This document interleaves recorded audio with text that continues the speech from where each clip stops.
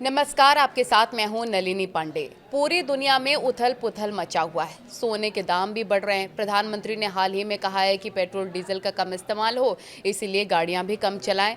आर्थिक संकट के दरवाजे पर देश खड़ा है और इन्हीं सब मुद्दे पर चर्चा करने के लिए हमारे साथ पंडित अरविंद तिवारी जी, मशहूर ज्योतिषाचार्य हैं, जुड़ गए हैं। आपका बहुत बहुत स्वागत है। जी नमस्कार। न्यूज़ 18 के सभी दर्शकों को मेरा बहुत बहुत नमस्कार। सबसे पहला मेरा सवाल आपसे यही रहेगा कि आर्थिक संकट से देश गुजर रहा है। प्रधानमंत्री ने हाल ही में अपील की है, उन्होंने अपना काफिला भी कम कर दिया है, सिर्फ 2 गाड़ियां रखी हैं। तो आप अभी देश के हालात कैसे देख रहे हैं? देखिए, दो चीज़ें मैं हमेशा इस बात का जिक्र करूंगा अपने इस पॉडकास्ट में। मैंने एक बार पहले भी हमारे इसी पॉडकास्ट में कहा था, आप ही मेरे साथ बैठी थी उस समय भी। देखिए, भारतवर्ष की जो कुंडली है, हमको उसको बहुत ध्यान से देखने की आवश्यकता है। भारतवर्ष की कुंडली कैसे 15 अगस्त 1947 मध्य रात्रि लगभग 12:30 बजे दिल्ली में भारत एक देश के रूप में अस्तित्व में आया। हालांकि सनातन काल से भारत देश के रूप में था। जब इस ब्रह्मांड में कुछ भी नहीं था तब भी भारत था, परंतु एक देश के रूप में अस्तित्व में वो 15 अगस्त 1947 को आया। कुंडली क्या बनी? वृषभ लग्न और कर्क राशि। पुष्य नक्षत्र में भारतवर्ष का जन्म हुआ, एक स्थिर लग्न में जन्म हुआ। अब आपको दो चीज़ें समझना चाहिए। जैसे मनुष्य के ऊपर दशा चलती है, वैसे ही भारत के ऊपर भी इस समय सूर्य की महादशा चालू है। सूर्य भारतवर्ष की कुंडली में चौथे भाव यानी जनता के भाव का स्वामी है। चौथे भाव यानी प्रॉपर्टी के भाव का स्वामी है। चौथे भाव यानी अर्थव्यवस्था को चलाने वाली जो संस्था है, जिसको हम शेयर मार्केट या प्रॉपर्टी भी कहते हैं, उसको भी चलाने वाला भाव है। उसके स्वामी यानी सूर्य की महादशा कब से प्रारंभ हुई है? 29 मार्च 2025 से। आप पिछले साल से देख लीजिए, लगातार देश कहीं ना कहीं परेशानी में फंसा हुआ है। 29 मार्च को ही भारत ने ऑपरेशन सिंदूर को भी देखा। पहलगाम में एक बहुत बड़ी दुर्घटना हुई। अब आप देखिए कि सूर्य चूंकि चौथे भाव का स्वामी है यानी जनता के भाव का स्वामी है, उसकी दशा चलना यानी जनता को कहीं ना कहीं कष्ट में आने का समय आ चुका है। अच्छा, ये दशा कब तक चलेगी? 2032 तक चलेगी। तो ये 2032 तक का जो समय है, जब तक सूर्य की महादशा चलेगी, बेहद कठिन है। अब आप भारतवर्ष की कुंडली में कुछ चीज़ों को और समझ लीजिए। उदाहरण के तौर पर अर्थव्यवस्था का जो स्वामी ग्रह है जुपिटर यानी बृहस्पति, अभी वो बैठा हुआ है सेकंड हाउस में यानी धन भाव में। तो आप देखिए वो वहीं पर भ्रमण कर रहा है, जिसके चलते भारत की अर्थव्यवस्था उतनी बेहतर नहीं है।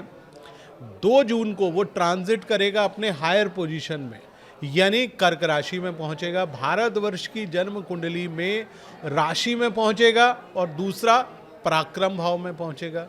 तो वहाँ से 4 महीने का जो समय है वो भारतवर्ष के लिए बहुत अच्छा समय माना जाता है। जाएगा। जो आज हम बात कर रहे हैं, आप देख रहे हैं, चूंकि गुरु ग्रह सोने का स्वामी होता है यानी स्वर्ण का स्वामी होता है। हम हमेशा पीली धातु को गुरु से जोड़कर चलते हैं। पेट्रोलियम, डीजल, पेट्रोल, ये सारे राहु और शनि इनको रिप्रेजेंट करते हैं।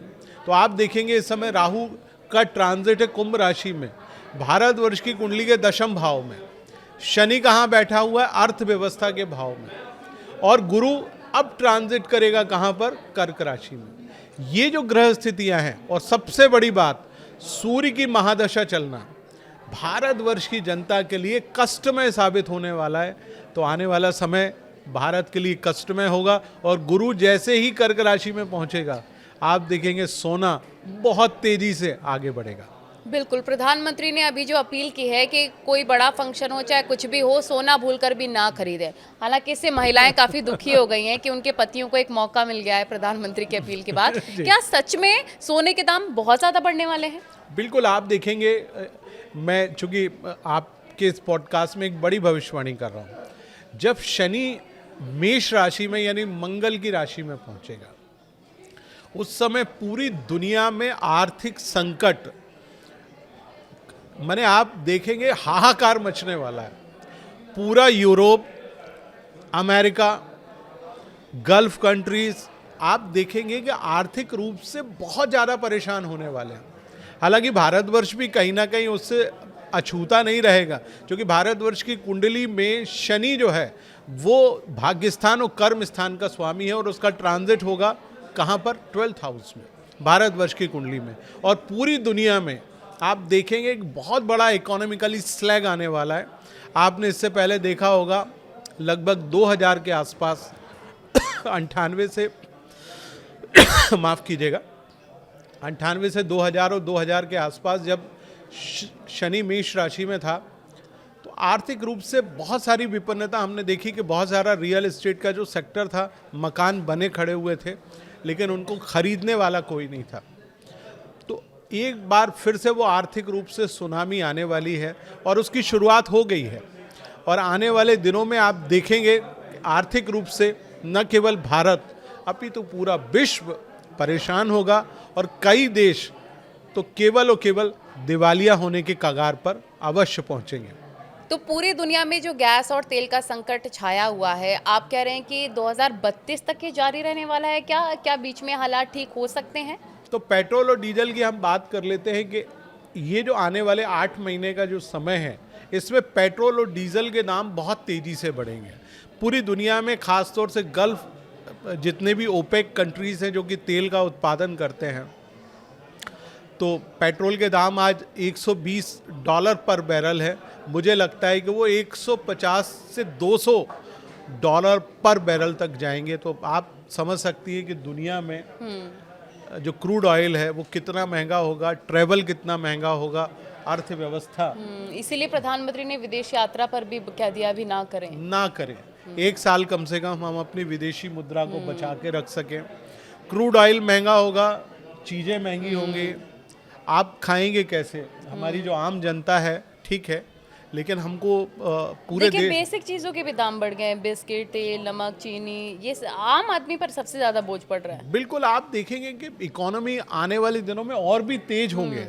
जब क्रूड ऑयल महंगा होगा और सरकार को ना चाहते हुए भी पेट्रोल और डीजल के भाव बढ़ाना पड़ेंगे, तब आप कैसे करेंगे? आज जो बहुत सारा कच्चा माल है जो विदेशों से हमको प्राप्त होता है, तो वो आ ही नहीं रहा है। तो एक प्रकार से हमारा जो एक चेन ऑफ सिस्टम है वो टूट गया है। तो इसके पीछे की वजह आप यही मान रहे हैं, ईरान अमेरिका की जंग? और इस जंग की अगर बात करें तो इसका क्या होगा, कौन जीतेगा, कब तक क्या खत्म हो सकती है, क्या लगता है आपको इस जंग को लेकर? देखिए, ईरान अमेरिकन जंग मुझे लगता है कि अभी कम से कम 8 महीने चलेगी। जंग में क्या होगा, ईरान ब्लॉकेट करेगा, अमेरिका ब्लॉकेट करेगा।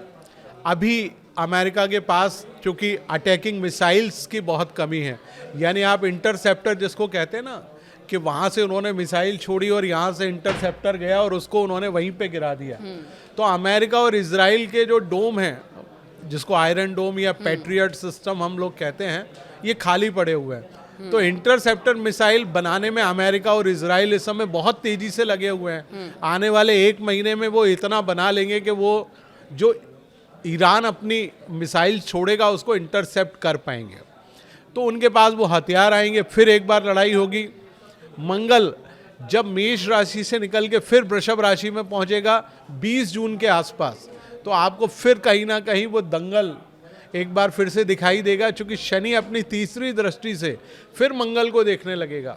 तो फिर दंगल शुरू होगा, और ये तब तक चलेगा जब तक अक्टूबर में मिड टर्म जो चुनाव हैं, जो जिसमें अमेरिकन प्रेसिडेंट को एक प्रकार से रिफॉर्म लेना है, तब तक ये युद्ध मेरे हिसाब से चलना चाहिए। तो आपको क्या लगता है कि ईरान और अमेरिका में कौन जीतने वाला है? आप कह रहे थे कि शुरुआत में ईरान मजबूत दिखेगा। मुझे लगता है कि कहीं ना कहीं ईरान आगे चल के बेहद कमज़ोर होगा। शुरुआत में तो ईरान किसी भी रूप में कमज़ोर नहीं होने वाला। 1 महीने तक लगातार वो लड़ता रहेगा, चूँकि उसके पास साजो सामान मौजूद है, वो छोड़ता रहेगा। और ये किसी भी रूप में ईरान की जो मिसाइल सिस्टम्स हैं या उसके पास जो मिसाइल का ज़ख़ीरा मौजूद है, उसको ये ख़त्म नहीं कर पाएंगे। लेकिन हाँ, एक स्थिति ऐसी आएगी जब वो सामान ख़त्म हो जाएगा, और फिर उसके बाद कहीं ना कहीं टेबल पे, ऑन द टेबल बैठ के बात होगी। और जो स्ट्रेट ऑफ हॉर्मूज है, जहाँ से पूरी दुनिया का 20% ऑयल और 20% ट्रेड जहाँ से होता है, वो ट्रेड 8 महीनों तक कभी चलेगा, कभी बाधित होगा, कभी चलेगा, कभी बाधित होगा। लेकिन जब नवंबर में राहु का ट्रांजिट मकर राशि में होगा, उसके बाद ये काफ़ी हद तक बैलेंस ज़रूर होगा। बिल्कुल आचार्य जी, अब हम सियासत की बात कर लेते हैं और हमने देखा कि तमिलनाडु के जो नए सीएम है विजय, वो बहुत ज़्यादा चर्चा में चल रहे हैं और बताया ये जा रहा था कि जब विजय तय कर रहे थे कि वो किस नाम वाली सीट से चुनाव लड़ेंगे, कब शपथ लेंगे, सारा उनके ज्योतिष आचार्य जी सब कुंडली देख कर तय हुआ था। क्या ज्योतिष में इतनी पावर हो सकती है? बिल्कुल हो सकती है। देखिए, मैंने आप ही के चैनल पे बहुत भविष्यवाणी की। आपके साथ मैं जब बैठा था तो बिहार चुनाव को लेके हमने भविष्यवाणी की थी। हमने इसी मंच से कहा था कि भारतीय जनता पार्टी सबसे बड़ी पार्टी होगी। हमने इसी मंच से कहा था कि नीतीश कुमार 1 साल से कम समय के अंदर अपने पद को वो त्याग कर बिल्कुल सटीक भविष्यवाणी निकली आपकी। ये हिंदुस्तान में किसी ने नहीं कहा, बिल्कुल। किसी पॉडकास्ट में किसी एस्ट्रोलॉजर ने नहीं कहा। हमने इसी चैनल पर एक और भविष्यवाणी की थी कि ईरान के ऊपर इजराइल और अमेरिका मिलकर हमला करेंगे, और आप देखिए वही हुआ। देखिए, ज्योतिष बहुत सिंपल सा गणित है, उसमें कुछ चीज़ों की आवश्यकता होती है। उदाहरण के तौर पर यदि आप ही किसी स्टेट में चुनाव लड़ रही हैं और आप उस स्टेट में उस पार्टी की हेड हैं, तो हम लोग क्या करते हैं, जो ज्योतिष का एक सीक्रेट फार्मूला है, हम बताने की कोशिश करते हैं। सबसे पहले तो पार्टी की कुंडली बनाई जाती है। दूसरा, वहाँ पर जो मेन कॉन्टेस्टेंट, अब टीवी के अपने आप में पार्टी और उसके लीडर थलापति विजय हैं, तो उनकी भी एक कुंडली है। दोनों की कुंडलियों को मिलाकर यदि आप पूछेंगे तो बहुत साधारण स्तर पर बताया जा सकता है कि हाँ वो जीतेंगे। मैंने इसी पॉडकास्ट में कहा था कि नीतीश कुमार मुख्यमंत्री बनेंगे, जबकि उस समय चुनाव हुआ ही नहीं था, और बीजेपी सबसे बड़ी सीट आने के बावजूद भी नीतीश कुमार मुख्यमंत्री बने। तो ये बहुत आसान है, इसमें दोहराने, यही भारत का ज्योतिष है। जो लोग ज्योतिष का काम करते हैं, जैसे तमिलनाडु में थलापति विजय के जो ज्योतिष हैं, उनको निसंदेह ज्योतिष आता था, इसलिए उन्होंने कहा कि भाई थलापति विजय मुख्यमंत्री बनेंगे, टीवी के सरकार में आएगी। तो और आप देखिए वो उनके ओएसडी भी बन गए हैं। तो ये ज्योतिष को एक प्रकार से बड़ा सम्मान भी है कि उन्होंने अपने ज्योतिष को अपना ओएसडी बनाया, राजनीतिक सलाहकार भी बना सकते हैं वो। तो ये ज्योतिष का एक बड़ा सम्मान है, और मैं चाहूँगा कि हर प्रदेश के मुख्यमंत्री और इवन हमारे देश के यशस्वी प्रधानमंत्री को भी कुछ ज्योतिषियों को अपने साथ रखना चाहिए, जो समय समय पर बता सकें कि देश में अभी ये होने वाला है। बिल्कुल, और आम जनता से भी मैं यही अपील करूंगी, क्योंकि एक बड़े ज्योतिष आचार्य हमारे साथ मौजूद हैं, कि आज के कल की जो जनरेशन है इन चीज़ों को बिल्कुल इग्नोर ना करे। बहुत ज़्यादा सटीक भविष्यवाणी होती है और आपको ज़रूर कुछ भी करने से पहले एक बात अपने ज्योतिष को दिखाना चाहिए। जरूर, बिल्कुल। अगर हम थलापति विजय की बात करें अरविंद जी, तो कैसा आप उनका मुख्यमंत्री का कार्यकाल आने वाले वक्त का देख पा रहे हैं? देखिए, मैं बहुत स्पष्ट रूप से आपको बताऊं, 10 मई 2026 को उन्होंने शपथ ली। शपथ का जो समय था 10:20 था। मुझे लगता है कि उनके ज्योतिषी ने या उनको जिसने भी शपथ का समय बताया वो थोड़ा सा गलत बताया, क्योंकि उनकी जो शपथ हुई वो मिथुन लग्न में शपथ हुई। गुरु की स्थिति लग्न में थी, मिथुन लग्न, और उसका राशि स्वामी आप देखिए कहाँ पड़ा है, 11th हाउस में, कंबस्ट यानी अस्त होकर। यानी सरकार की जो सेहत रहेगी बेहद कमजोर रहेगी। पंचम भाव जो राजनीति का भाव होता है, जिसको हम राज्य भाव भी कहते हैं, उसका स्वामी वृषभ राशि में 12th हाउस में पड़ा है। माने ये सरकार अपने अंतर विरोधों के चलते गिरने की पूरी संभावना है। कब गिरेगी? 9 अप्रैल 2028 के बाद, जब अभी इस समय मंगल की महादशा चल रही है। मंगल की महादशा में इस सरकार का गठन हुआ। मंगल किस भाव का स्वामी है? अष्टम भाव, छठे भाव का। छठा भाव शत्रु का भाव होता है। अच्छा, उसका वो कहाँ पर बैठा हुआ है? शनि के साथ दशम भाव में बैठा हुआ है। तो इस सरकार को चलाने में बहुत अंतर विरोध होगा। देश का जो शासक वर्ग होगा यानी केंद्र, वो कतई मदद नहीं करेगा जितनी मदद की अपेक्षा टीवी के नेता थलापति विजय को है। बिल्कुल मदद नहीं मिलेगी। सरकार को सरकार चलाने में उतनी ही परेशानी होगी जितनी ममता बनर्जी को नहीं हुई थी। माने उससे भी कई गुना ज़्यादा परेशान टीवी के नेता थलापति विजय रहेंगे, क्योंकि उनकी कुंडली क्या है? वृषभ लग्न और कर्क राशि के जातक हैं। चंद्रमा 1 डिग्री का है, यानी ट्रांजिट फेस में है मिथुन राशि और कर्क राशि के बीच में। क्योंकि कर्क राशि में गुरु का उच्च का होना था, इसलिए उनको सत्ता मिली। इसके चलते वो अभी 18 अक्टूबर तक तो बहुत अच्छी सत्ता चलाएंगे। इसके बाद गुरु जैसे ही आगे बढ़ेगा, यानी 18 अक्टूबर से लेकर 23 मार्च के बीच में जब गुरु सिंह राशि में होगा, बहुत कष्ट में होंगे। उसके बाद 10 जुलाई 2027 के बाद कष्ट और बढ़ेगा, जब पूरी तरह से गुरु सिंह राशि में रहेगा। तो आप देखेंगे, और उसके बाद जब शनि मेष राशि में नीच का होगा, तब और ज़्यादा परेशान होंगे। तो तमिलनाडु को जिस तरह से उन्नति करना है, देखिए जो उन्होंने वायदे किए उसको निभा पाने में वो बहुत असफल होंगे। जो हाल एनटी रामाराव का हुआ था, आपको याद होगा, आंध्र प्रदेश जो कि अविभाजित आंध्र प्रदेश था, जिसके मुख्यमंत्री एक ज़माने में एनटीआर बने थे, और आप देखिए कि वो एक बार में इतने पावर में थे और 2 साल के अंदर वो इतने ज़्यादा अलोकप्रिय हो गए कि उनकी सरकार उनके अंतर विरोधों के कारण गिरी। उनके खुद दामाद ने पार्टी में विद्रोह कर दिया। मुझे लगता है ऐसा ही कोई विद्रोह 2028 के मिड में या अंत आते आते थलापति विजय की पार्टी में ज़रूर होगा, और एक नई पार्टी उदित होगी जो कहीं ना कहीं डीएमके, एआईएडीएमके या अन्य लोगों के सहयोग से मिलके तमिलनाडु में सरकार को चलाएगी। ये आप बहुत बड़ी भविष्यवाणी कर रहे हैं। बिल्कुल, मैं क्या, आप यदि शपथ ग्रहण की कुंडली देख लें, मैं एक बहुत पुरानी अपनी भविष्यवाणी का उल्लेख आप ही के चैनल पे किए देता हूँ। मध्य प्रदेश में कमलनाथ जी सरकार की शपथ ले रहे थे। आज जिस समय वो शपथ ले रहे थे उस समय मीन लग्न की कुंडली थी। अब मध्य प्रदेश के 4 बड़े पत्रकार खड़े थे और हम लोग शपथ ग्रहण में बाहर खड़े हुए थे। मेरे मुंह से निकला, इन्होंने बहुत गलत समय शपथ ली है, ये सरकार 18 महीने से ज़्यादा नहीं चलेगी। अच्छा, उस बात को कोई बिलीव करने तैयार नहीं था, तो मैं एक अखबार का संपादक था, तो मैंने अपने अखबार में, जो कि लिखा हुआ हमेशा सच माना जाता है, बिल्कुल, तो मैंने एक अखबार में एक कॉलम की खबर लगाई कि कमलनाथ की सरकार 18 महीने से 2 साल के बीच में चलेगी। जिस दिन वो सरकार गिरने वाली थी, वो मेरा पेज इतना वायरल हुआ, पूरी हिंदुस्तान भर में वायरल हुआ, और मुझे बुलाया गया कि सरकार बचाने का कोई तरीका बता दीजिए। बिल्कुल। पर मैंने कहा सर, अब तो कोई तरीका हो नहीं सकता। वही एक और भविष्यवाणी आपने बहुत सटीक करी थी, जो बहुत चर्चा का विषय और वायरल हुई थी, कि बिहार के ज्यादा टाइम तक मुख्यमंत्री नीतीश कुमार नहीं रहेंगे, और ऐसा ही हुआ। उस पर मैं आऊंगी, लेकिन विजय का जो बहुत अच्छा टाइम अभी चल रहा है, जो बुरा ना हो जाए, लेट ना हो जाए, उसके लिए क्या उपाय आप बताएंगे? अब उसके लिए माननीय थलापति विजय को मुझे बुलाना चाहिए, मैं उनको उपाय ज़रूर बताऊंगा, उनके ज्योतिष से ज़्यादा बेहतर अच्छा उपाय बताऊंगा, ताकि वो 5 वर्षों तक अपनी सत्ता को चला सके।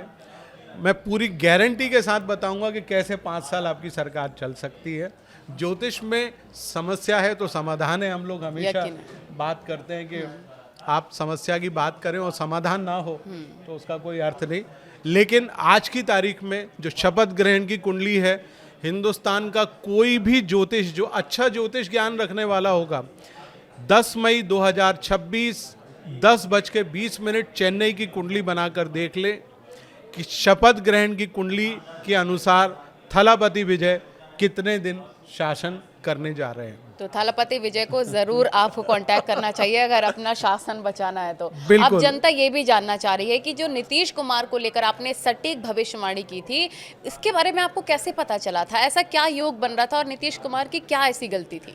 भाई, नीतीश कुमार जी की जो कुंडली है वो मिथुन लग्न और वृश्चिक राशि के जातक है। एक बड़ी भविष्यवाणी नीतीश कुमार के ऊपर फिर से आपके इस प्रोग्राम में, बिल्कुल ध्यान से सुनिएगा जी। नीतीश कुमार जी आने वाले दिनों में देश के उप प्रधानमंत्री बनने जा रहे हैं। ये भविष्यवाणी मैं आपके चैनल पे कर रहा हूँ। वाह। इस भविष्यवाणी को मैंने बहुत दिन पहले अपने फेसबुक पेज पे लिखा था, मेरे फेसबुक पेज पे अवेलेबल है। जिस दिन उन्होंने मुख्यमंत्री पद छोड़ रहे थे, मैंने उसी दिन लिखा था कि देश के अगले उप प्रधानमंत्री माननीय नीतीश कुमार होंगे। ये तो बहुत बड़ी भविष्यवाणी आपने कर दिया, और इंतजार सबको होगा इस चीज का कि कितनी सटीक होती है ये। बिल्कुल, आने वाले दिनों में जब कैबिनेट का रीशफल होगा, आप देख लीजिएगा, देश के अगले उप प्रधानमंत्री नीतीश कुमार होंगे। हालांकि उनके पास कोई गृह मंत्रालय नहीं होगा, रक्षा मंत्रालय नहीं होगा, परंतु देश के उप प्रधानमंत्री वो अवश्य बनेंगे इस साल में और इसी वर्ष बनेंगे। ये भी मैं भविष्यवाणी करता हूँ। उसके लिए उनको अगले वर्ष तक जाने की आवश्यकता नहीं है। उनका एक बहुत अच्छा टाइम आने वाला है। बिल्कुल, मैं आपको बता रहा हूँ, चूंकि 2 जून को गुरु महाराज कर्क राशि में प्रवेश करने जा रहे हैं। हालांकि 17 मई से 2 जून के बीच में ट्रांजिट है, तो जब भी गुरु उच्च के होंगे उसके बाद आप देख लीजिएगा वो देश के अगले उप प्रधानमंत्री जरूर बनेंगे। बहुत बड़ी भविष्यवाणी है और हम सबको इसका इंतजार होगा ये कितनी ज्यादा सच साबित होती है। अब हम आचार्य जी बात कर लेते हैं सम्राट चौधरी की। आपने कहा था वो मुख्यमंत्री बनेंगे और ठीक वैसा ही हुआ। क्या योग था उनकी कुंडली में? देखिए, सम्राट चौधरी जी की जो जन्म कुंडली है आप उसको देखें तो वो वृश्चिक लग्न और कुंभ राशि के जातक हैं। क्योंकि उनकी कुंडली में यदि आप दशम भाव को देखें तो दशम भाव में मुख्य ग्रह बैठे हुए हैं जो कि जातक को सत्ता के सर्वोच्च स्थान तक पहुंचाते हैं। अच्छा, वो बिहार से आते हैं, भारतीय जनता पार्टी में कभी रहे नहीं, पिछले 5 से 10 सालों के बीच में उनका प्रवेश हुआ और उनकी कुंडली में बिल्कुल ज़बरदस्त योग था मुख्यमंत्री बनने का, जिसके चलते वो मुख्यमंत्री बने। और वो हालांकि उन्होंने जो शपथ ली है वो एक स्थिर लग्न में ली है, लेकिन उनको भी 2 साल के बाद जब शनि नीच का होगा तो परेशानियों का सामना उनको भी करना पड़ेगा। हो सकता है कि वो अपना कार्यकाल पूरा नहीं कर पाएँ, परंतु यदि वो अपने ग्रहों का उपाय कुछ कर लेते हैं, हालांकि बहुत ज़्यादा ग्रह खराब नहीं है, उतने खराब नहीं है जितने कि थलापति विजय के हैं, तो वो फिर भी अपना कार्यकाल इधर उधर करते हुए, विवादों के बीच में फंसते हुए अपना कार्यकाल पूरा कर पाएंगे किसी तरीके से। और उन्हें अच्छे से करना है तो उन्हें आपको कांटेक्ट जरूर करना होगा। बिल्कुल राजनीतिक ज्योतिष में मेरी महारत हासिल है। 25 साल हो गए राजनीतिक भविष्यवाणियां करते हुए और आज तक ईश्वर ने एक अरविंद केजरीवाल साहब की भविष्यवाणी को छोड़ के कभी गलत साबित नहीं होने दिया। कोशिश पूरी है कि ज्योतिष ज्ञान के अनुसार हम अपनी भविष्यवाणियों को एक सटीक विश्लेषण के साथ आम जनता के सामने प्रस्तुत करें, क्योंकि आप जो बोलते हो वो रिकॉर्ड हो जाता है और वो रिकॉर्ड हमेशा बना रहता है। बिल्कुल, तो इसमें हम कुछ भी ब्लफ नहीं कर सकते। बिल्कुल हमें सटीक भविष्यवाणी करनी होगी। बिल्कुल। और आपने बहुत ही कॉन्फिडेंस के साथ ये भविष्यवाणियां जो की है, हमें इसका इंतजार है। अब अगर हम शुभेंदु अधिकारी की बात करें, जिस तरह से उन्होंने ममता बनर्जी को मात दी, उनकी कुंडली क्या कह रही है? कैसा होगा उनका आने वाला वक्त? देखिए, मैंने बंगाल चुनाव के बारे में 23 अप्रैल को अपने फेसबुक पेज पर लगभग 750 कुंडलियां मैंने प्राप्त की, जिसको प्राप्त करने में मुझे 1 महीने का समय लगा। बहुत सारी कुंडलियां सटीक नहीं थी, तो हमने जो प्रत्याशी थे उनका चेहरा ऑनलाइन देख के उससे कुंडली को मैच किया और 23 अप्रैल को मैंने अपने फेसबुक पेज पर भविष्यवाणी कर दी थी कि भारतीय जनता पार्टी स्पष्ट बहुमत के साथ बंगाल में सरकार बनाने जा रही है। स्पष्ट बहुमत से कई गुना ज़्यादा उनको मिला। अब बात आती है शुभेंदु अधिकारी की। मैंने ये भी भविष्यवाणी की थी कि शुभेंदु अधिकारी ही अगले मुख्यमंत्री होंगे। वो भी बात सच हुई, जबकि बहुत सारे नाम ट्रेवल कर रहे थे। मैंने हमारे दर्शक चाहें तो मेरे फेसबुक पेज पंडित अरविंद तिवारी पर जाकर आप देख सकते हो, वो आम जनता के लिए खुला हुआ है, कभी लॉग नहीं किया हुआ है मैंने।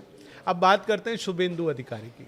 एक भविष्यवाणी शुभेंदु अधिकारी के बारे में सबसे पहले, आज जो योगी आदित्यनाथ ने उत्तर प्रदेश को भय मुक्त कानून सम्मत राज्य बना दिया, जहां पर डर, भय, एक्सटॉर्शन हर प्रकार से जनता हर चीज से मुक्त है, उससे कई गुना ज़्यादा बेहतर शुभेंदु अधिकारी योगी आदित्यनाथ का एक बड़ा संस्करण साबित होने वाले हैं। मेरी भविष्यवाणी है, अगले 15 वर्षों तक भारतीय जनता पार्टी की सरकार पश्चिम बंगाल में रहेगी और उसके मुखिया, हालांकि बीच बीच में हम लोग इसका विश्लेषण करते रहेंगे कि भाई उनकी सेहत को तो कोई खतरा नहीं या उनके ऊपर कोई अटैक तो नहीं हो जाएगा, आप हमको बुलाती रहिए, हम हर बार इसका विश्लेषण करते रहेंगे।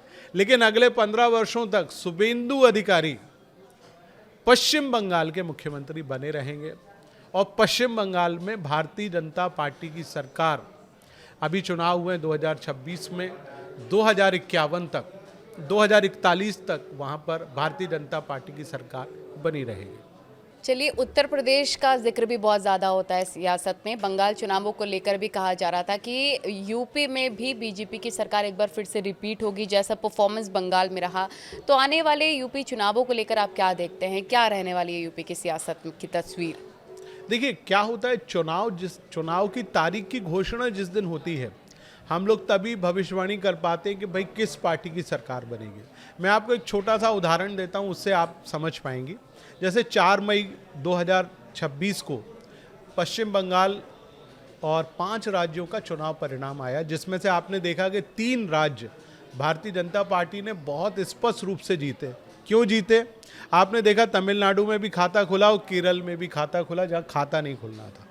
आप उस दिन के चंद्रमा और ग्रहों की स्थिति देखिए। चंद्रमा कहाँ था? ज्येष्ठा नक्षत्र और वृश्चिक राशि में था। बहुत स्पष्ट रूप से बताने में अच्छा लगा कि भारतीय जनता पार्टी की सरकार बनने जा रही है। ठीक वैसे ही उत्तर प्रदेश के जब चुनाव होंगे, जो कि फरवरी में संभवतः नियत है, तो हमें डेट्स का इंतजार करना हाँ, डेट आएगी, भारतीय जनता पार्टी की कुंडली बनाई जाएगी।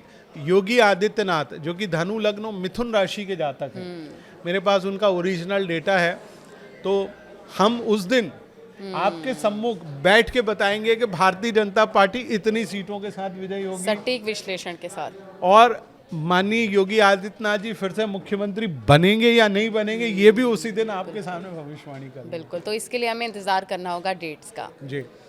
तो ये तो रही सियासत की बातें। अब आम जीवन की अगर बात करें तो जो भी लोग कॉर्पोरेट में जॉब करते हैं, जो भी रोज़मर्रा में ऑफिस जाते हैं, 9 घंटे की शिफ्ट करते हैं, उनके अंदर बहुत ज़्यादा हम देख रहे हैं तनाव की स्थिति है। ज़्यादा पैसे तो कमा रहे हैं, लेकिन भागदौड़ की ज़िंदगी की वजह से शांति उनके जीवन में नहीं है।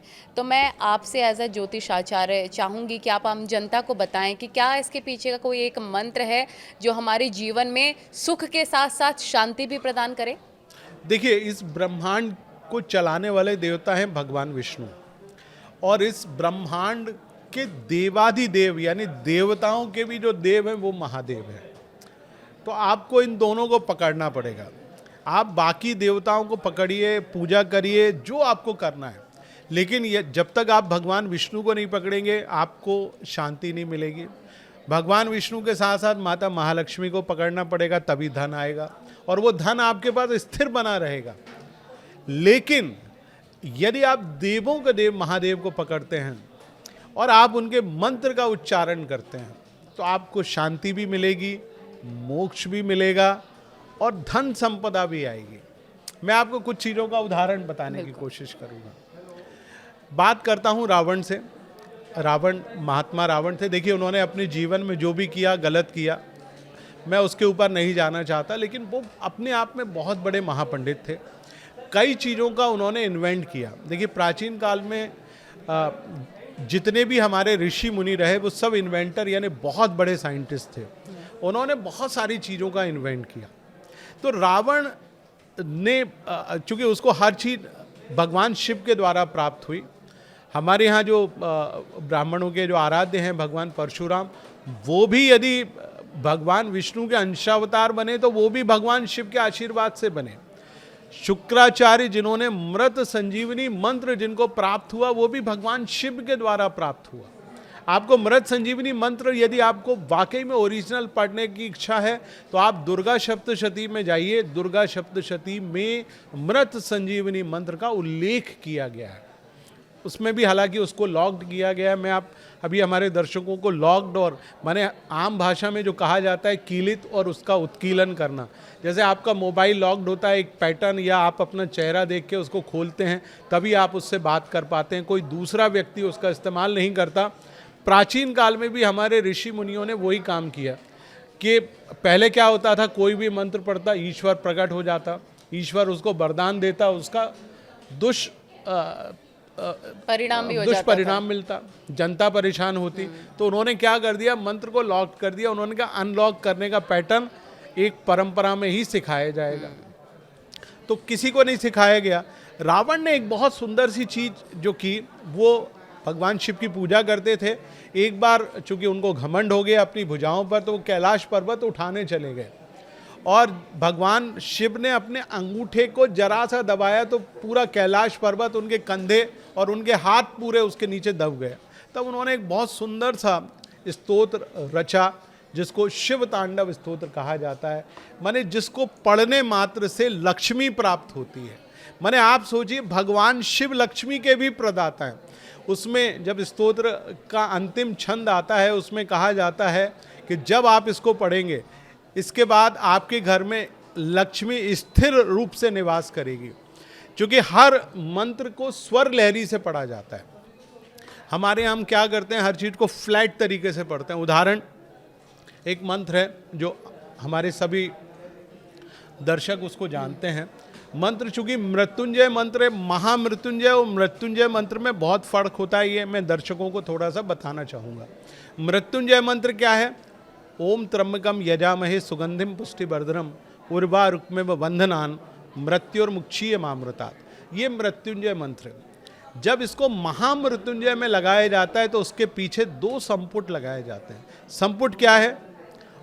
ओम हाउ जूम सा ओम भूर्भुवः स्वः, यानी गायत्री लगाई जाती है। गायत्री एक प्रकार से एस्केलेटर का काम करती है। जैसे आप मेट्रो में सफ़र करते हैं, आप एस्केलेटर पे चढ़ते हैं, एकदम ऊपर चले जाते हैं बिना मेहनत के, तो वैसे ही बिना मेहनत के गायत्री के जो 3 छंद हैं, ओम भू, ओम भुवा, ओम स्वाहा, ये एस्केलेटर का काम करते हैं।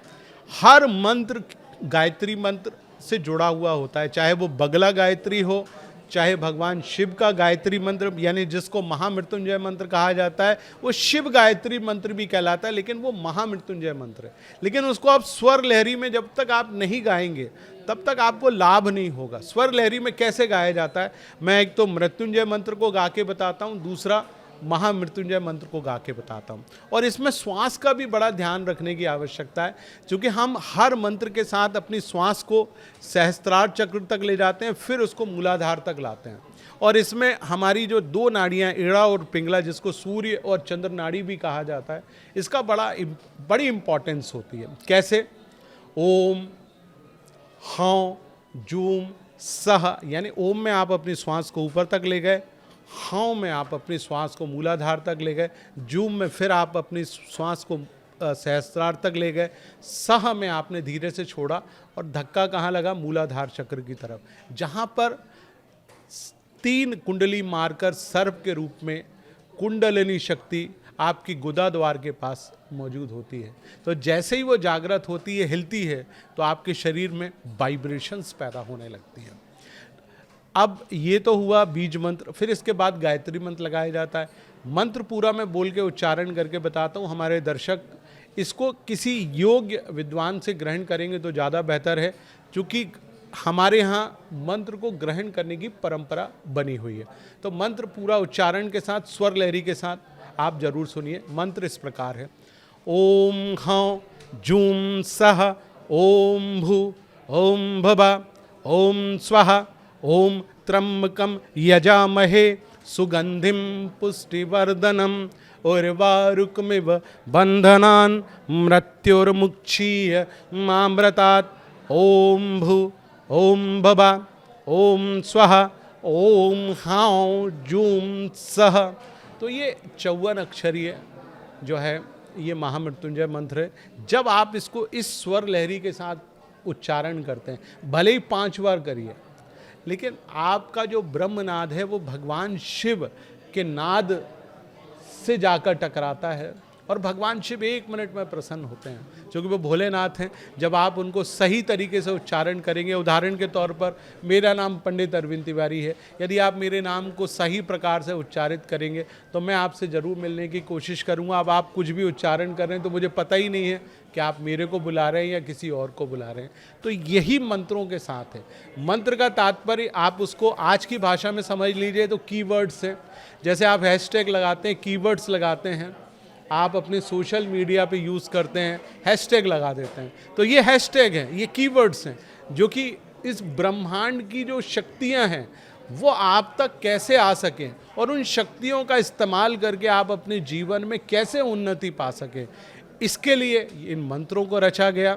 ठीक उसी प्रकार शिव तांडव भी एक स्वर लहरी में गाया जाता है। कुछ स्वर लहरी 2 शब्द गा के हमारे दर्शकों को बताता हूँ। जटाटवी गलज्वला प्रवाह पावित स्थले गले वलव्य लंबिताम भुजंग तुंग मालिकाम डमड्डमड्डमड्डम निनाद वड्डमर्वयम चकार चंड तांडवम तनोतु न शिवा शिवम। तो ये इस प्रकार की जो स्वर लहरी है जो शिव तांडव के लिए बनी है या भगवान शिव के मंत्र के लिए बनी है, ठीक इसी प्रकार से हर मंत्र की एक अलग स्वर लहरी है। जब तक आप उसको उस तरीके से उच्चारित नहीं करेंगे, स्वर के साथ नहीं गाएंगे, वो ईश्वर आपसे प्रसन्न नहीं होता। कई बार हम ईश्वर को नाराज़ हो जाते हैं कि ईश्वर प्रसन्न ही नहीं हो रहा, हम इतनी पूजा पाठ कर चुके, कुछ भी मज़ा नहीं आ रहा। तो भाई मज़ा लाना है तो उसको मज़ा दीजिए और फिर खुद तो सही उच्चारण बहुत ज़्यादा ज़रूरी है। और अगर हमें चाहिए कि भगवान का ये मंत्र अनलॉक हो एक तरीके से, तो हमें उसको सही स्वर सही उच्चारण के साथ ही गाना होगा और भगवान को मनाना होगा, वरना अर्थ का अनर्थ भी हो सकता है। बिल्कुल। अरविंद जी, बहुत शुक्रिया आपका आने के लिए, महत्वपूर्ण जानकारियाँ दर्शक तक पहुँचाने के लिए आपका बहुत बहुत शुक्रिया। बहुत धन्यवाद।